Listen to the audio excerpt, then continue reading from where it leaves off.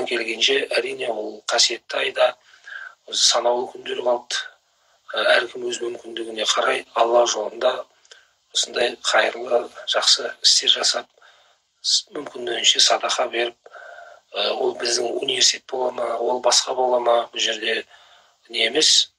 Бірақ біз енді сіздерге бір садақа берудің бір жолын ғана көрсетіп отырмыз. Бірақ біздің айтып отырған жолы, ол бір ерекшелігі бар.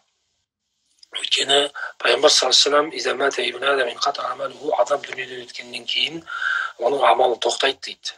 Болды, біз не жақсылық, не жамандық, не сауап, не күнә жасай алмаймыз.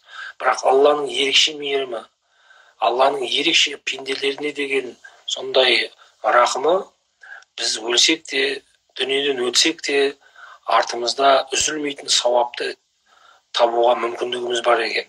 Ол не деген кезде өткенде Орекеңді айтты бұл хадисті, еске сала кетейін, кейбіреулеріңіз мүмкін естімеген болсаңыздар. Бірінші, үздіксіз сауабы келіп тұратын садақа дейді. Оған не жатады дегенде ғалымдар осы біздің бүгінгі кешелі бері, 2-3 күннен бері айтып жүрген сауапты ісіміз сол нағыз хадисте бірінші келген садақатун жария, жария садақа. Яғни жария деп отқанымыз үздіксіз сауабы үзілмейтін сол нәрсе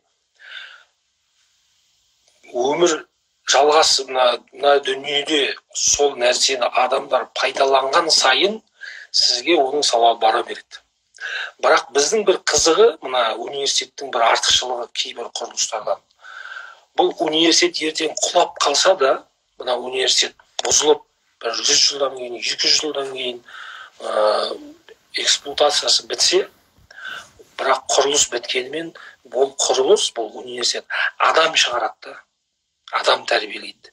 Адамды пайдалы, Алланың дінін, ақиқатын үйрететін адамдарды шығарады, ол адамдар үзілмейді. Өйткені ол адам екінші біреуге үйретеді, ол адам үшінші біреуге үйретеді. Сөйтіп ол жалғаса береді қияметке дейін бәлкім. Сондықтан қияметке дейін жалғасатын сауапты іс бұл. Білім алатын шәкіртке, білім алушыға жағдай жасау арқылы, соған қол ұшын беру арқылы соның сауабын ала аласыз. Яғни салихалы ұрпақ қалдыру. Енді ұрпақ деген кезде біз тікелей адамда дінмен келген бауырмалдық бар, қанмен келген бауырмалдық бар, текпен келген бауырмалдық бар. Сонда бұл дінмен келген діни, рухани ұрпақ біз тәрбиелеуге атсалысқан боламыз. Иншалла, олардың барлығы дұға қылады. Соныңда біз иншалла үлесін алатын боламыз. Сондықтан бұл садақаның кереметтілігі жаңа сол пайғамбарымыздың жомарттығынан шықты. Бұл сахабалардың сол медресесін, пайғамбар медресесінен шыққан сахабалар да сол жомарттығыменен тәнті етті.